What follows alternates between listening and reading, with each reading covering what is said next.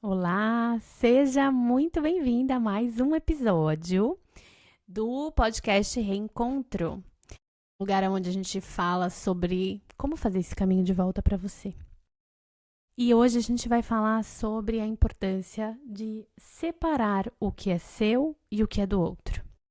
E isso, gente, não é egoísmo, é autocuidado.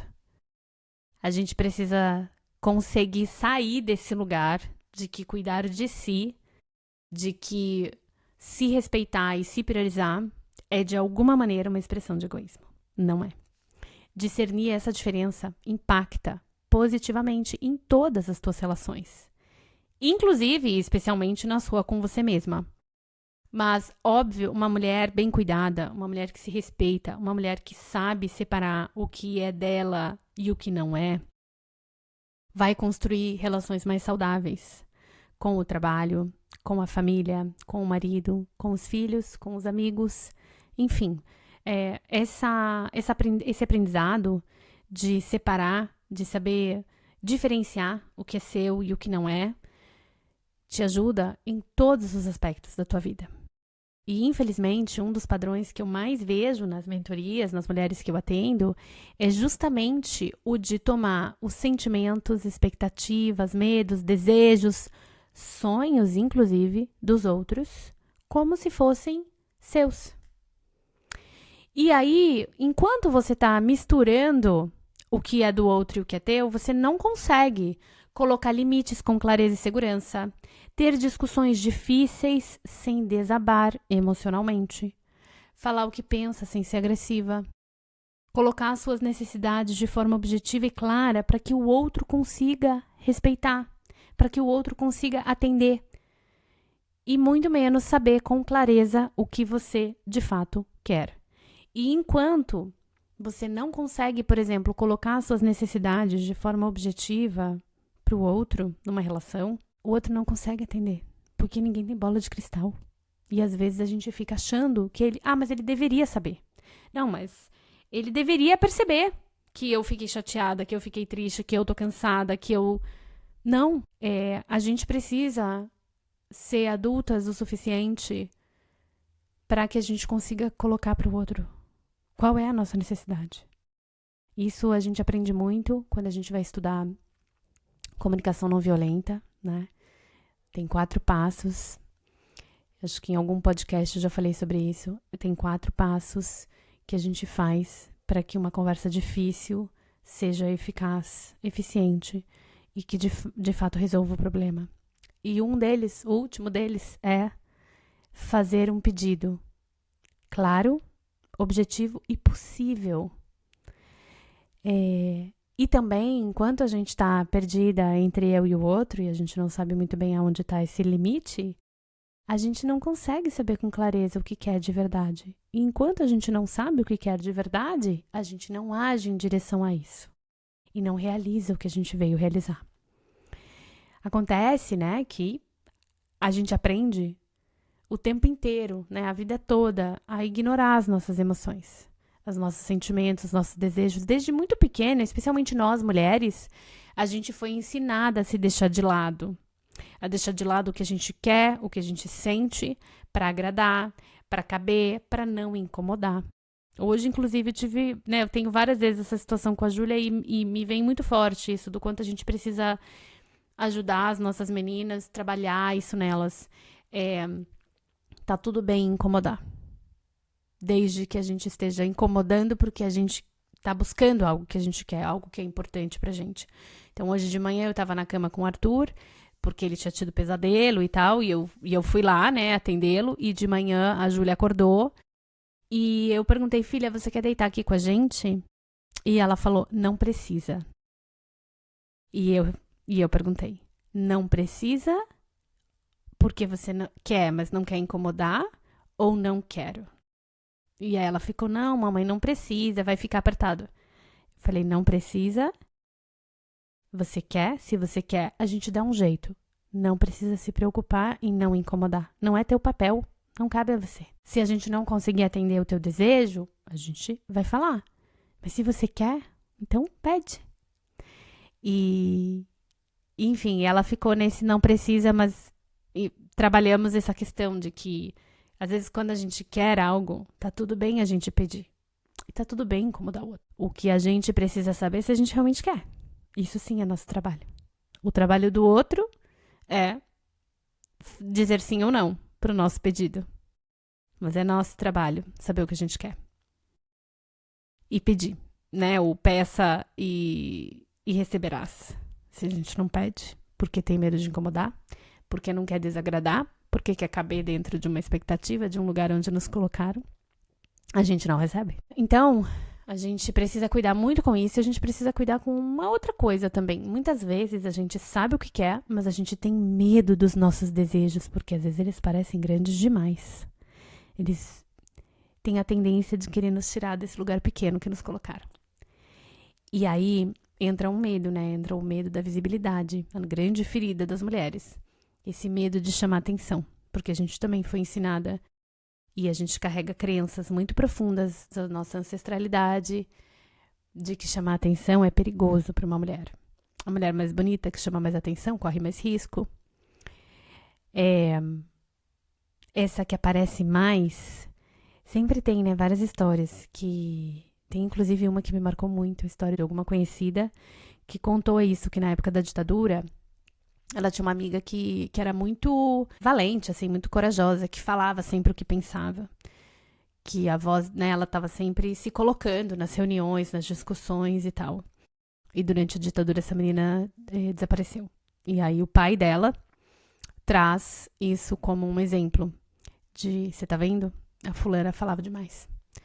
E a gente tem esses exemplos, né, pequenos. Eu não lembro realmente onde eu vi essa história, não sei se foi um livro, se foi alguém que me contou, mas ela me marcou muito, essa história, porque fica em nós esse medo de aparecer, por muitas dessas histórias que a gente escutou.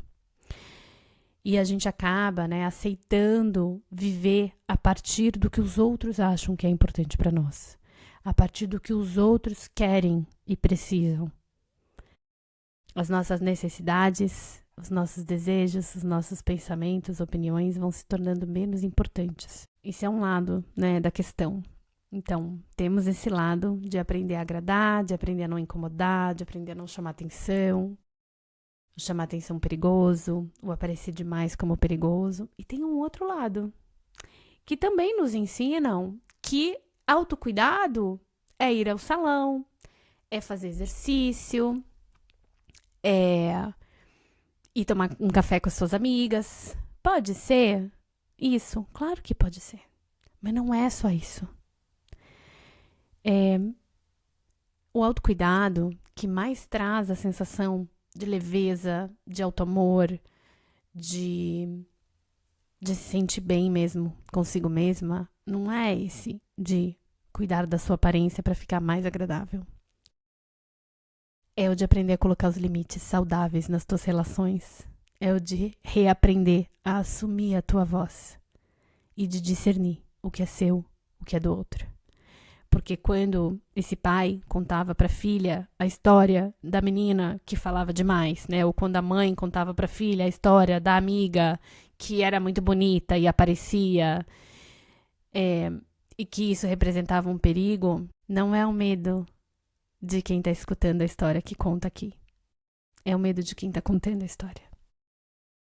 E se nós escutamos muitas vezes essas histórias, se a gente não conseguir discernir que essa história só está chegando para mim porque essa pessoa que está me contando, minha mãe, meu pai, minha tia, tem medo de que algo aconteça comigo, esse medo é deles, não é meu. Se a gente conseguir já começar a discernir isso, muita coisa muda. Além disso, né, a gente também aprende a se responsabilizar pelo sentimento dos outros. Quantas e quantas mulheres chegam comigo em processos sem saber o que querem, porque estão tão misturadas com o que os outros querem, esperam, desejam, precisam, que elas não conseguem mais discernir. Ou às vezes, lá no fundo vem muito essa frase: eu não sei o que eu quero. E a maior parte das vezes, quando a gente fala não sei, no não sei tem o não e tem o sei. A gente sabe, mas existe um não que entra na frente. Algo entra na frente do meu saber.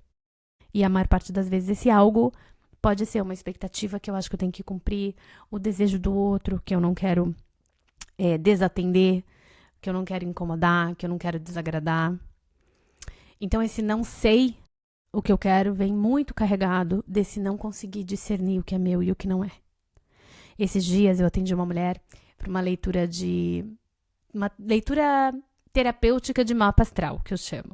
O que é isso? É um processo que te ajuda a desvendar a tua essência. É um encontro onde a gente vai pegar a tua questão, olhar para o teu mapa, e eu utilizo para isso um mapa triplo, então são 3 mapas ao mesmo tempo que a gente olha, para entender quais insights o teu mapa te traz, né? Essa tua essência te traz, para te ajudar nessa questão. E ela essa mulher, tinha muitos planetas em Libra, na casa 5.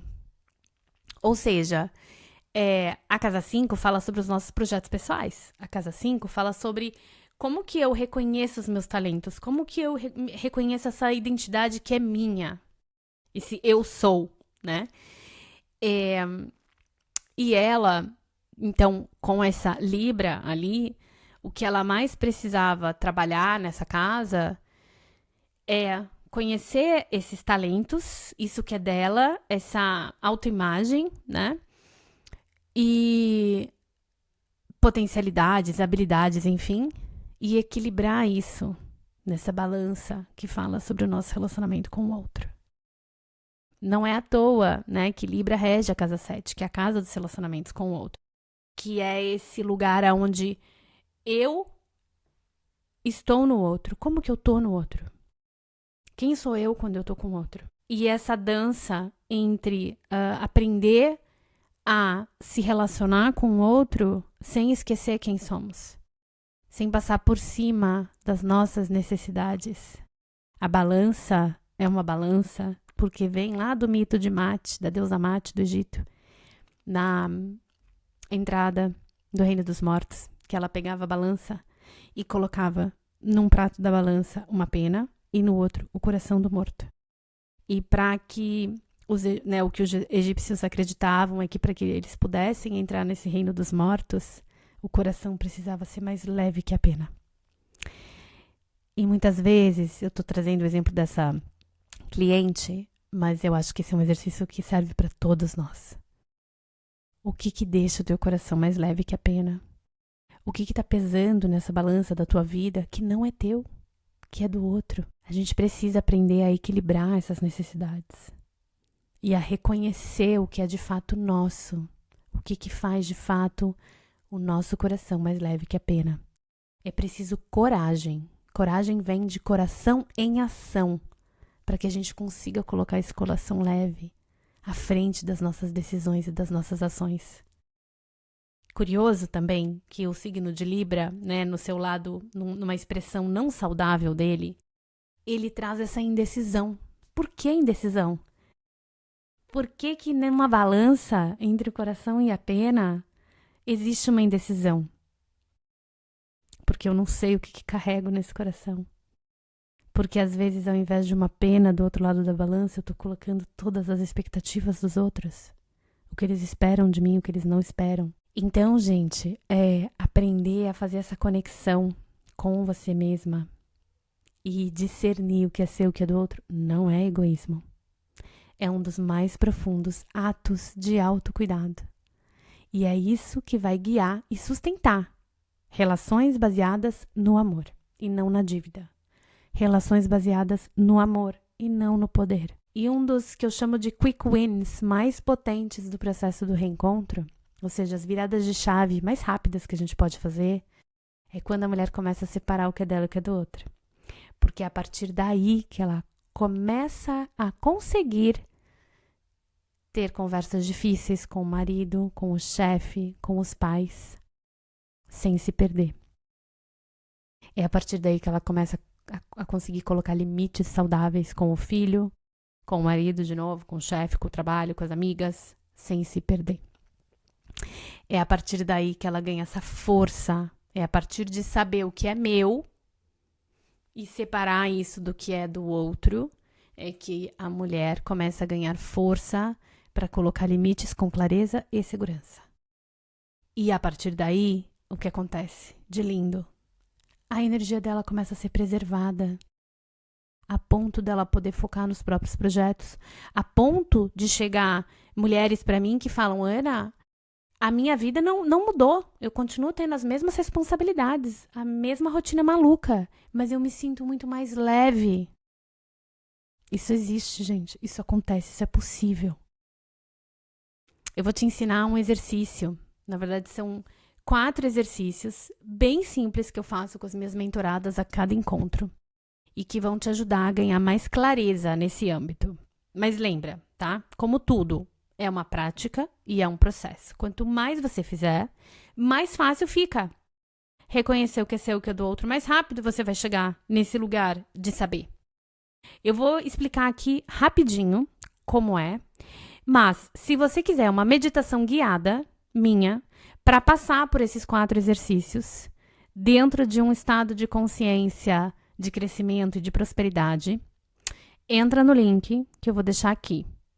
E preenchendo esse pequeno formulário que tem ali, você vai receber essa meditação no seu e-mail. Enquanto isso, então, para escutar esses exercícios, se possível, dá uma respirada. Vamos lá. Exercício número 1 é o que eu chamo de check-in.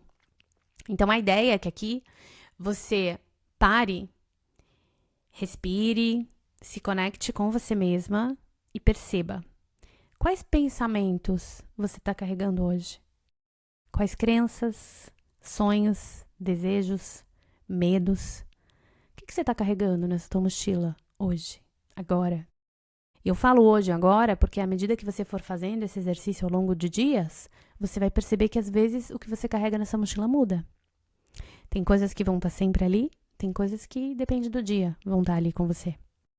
Começar a observar isso já é bem importante. Então, primeiro exercício, check-in. Como é que eu tô? O que eu estou carregando hoje comigo? Olha para isso, observa. Sem julgar, sem certo e errado, sem eu devia ou não devia. Observa o que é. Segundo exercício, o da soberania.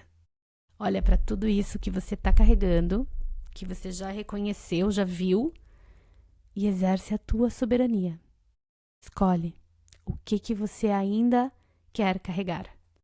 O que você quer continuar carregando com você. O que faz sentido para você continuar carregando. O que eu quero dizer aqui? Tem coisas na nossa vida que estão com a gente porque a gente ainda não aprendeu a lição que elas vieram nos ensinar. Tem coisas que ainda precisam, que a gente ainda precisa continuar carregando. Pensamentos, medos, crenças. Mas tem alguns que já fizeram o seu papel. Que já nos ensinaram o que vieram ensinar. E a gente continua carregando eles, sem perceber.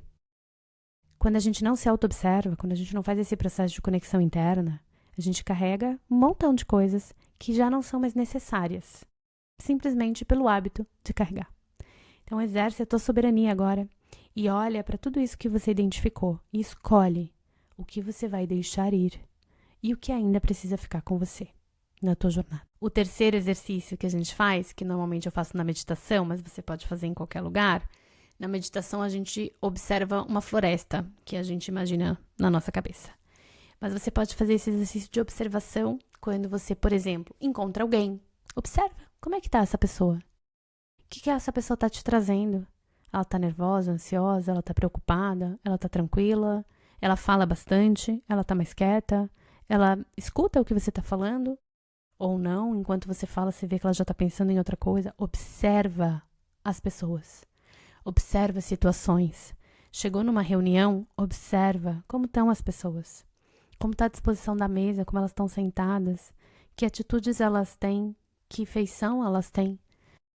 E através dessa observação, sem julgamento também, é só observar o que o outro está trazendo com ele. Isso você pode fazer, inclusive, com o teu filho. Vai buscar o filho na escola. Às vezes a gente vai buscar na escola, né? Entreguei de um jeito, tá saindo de outro jeito. Às vezes, entreguei mal-humorado, tá saindo super bem-humorado. Entreguei bem-humorado, tá saindo mal-humorado, bravo, cansado, com fome. Acontece. Observa essa criança. Como ela tá vindo? O que ela tá trazendo com ela? Quando o marido chega do trabalho, o que ele tá trazendo com ele hoje? Observa. Quarto exercício. O de abertura. Consciente e intencional. que acontece aqui? A gente exercita o se abrir para receber isso que a pessoa tá trazendo. Por que eu acho que precisa exercitar essa abertura consciente e intencional? Porque a maior parte das vezes a gente está aberto o tempo inteiro. E a gente recebe tudo do outro, e o que é do outro entre mim, o mau humor do outro, a expectativa do outro, o cansaço do outro, a falta de paciência do outro, tudo entra em mim. Não. Você pode escolher o que vai entrar e o que não vai entrar. Soberania e consciência. Abre intencionalmente para receber o que você escolhe receber. Na meditação, a gente faz isso com a floresta, né? Mas no dia a dia, você pode fazer isso com as pessoas que você encontra também. Então, por exemplo, tem muitas pessoas que falam, nossa, quando a minha mãe me liga, às vezes eu tenho até preguiça de atender, porque eu já sei que eu vou ficar mal. Por que a pessoa fica mal depois de uma ligação? Porque ela tá aberta. E ela tá recebendo tudo. E tudo que essa mãe despeja no telefone, ela recebe. E entra nela. Como seria essa relação se eu observo essa mãe, né? Se ela fala as coisas que ela vai falar, mas se eu tô fechada, se eu não deixo entrar em mim o que eu não quero. Se conscientemente eu não deixo que isso me perturbe, me influencie. Já pensou como seria tão mais leve? Você não precisa mudar o outro para você ter uma vida mais leve. Você precisa mudar a si mesma. Então, enquanto você fizer esse exercício, se pergunta: o que você está carregando hoje que não é teu? Em que momentos você está se deixando abrir para receber aquilo que você não quer, de maneira inconsciente? E se você quer receber essa meditação, para você fazer em casa, uma meditação guiada por mim, no teu e-mail, acesse esse link e logo você recebe. Espero que você tenha gostado desse episódio. Até o próximo.